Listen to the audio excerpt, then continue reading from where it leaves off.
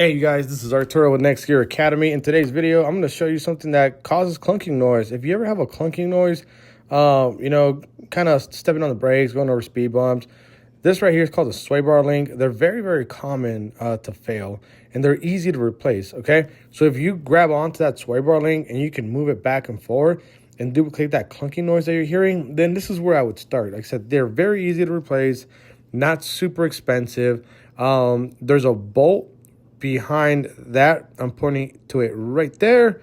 Take that bolt off, and there's a bolt at the top. Take that bolt off. You can take the whole sway bar link off, put the new one on, tighten up the bolt, and you're done. You don't have to lift the car, jack it up, or anything like that.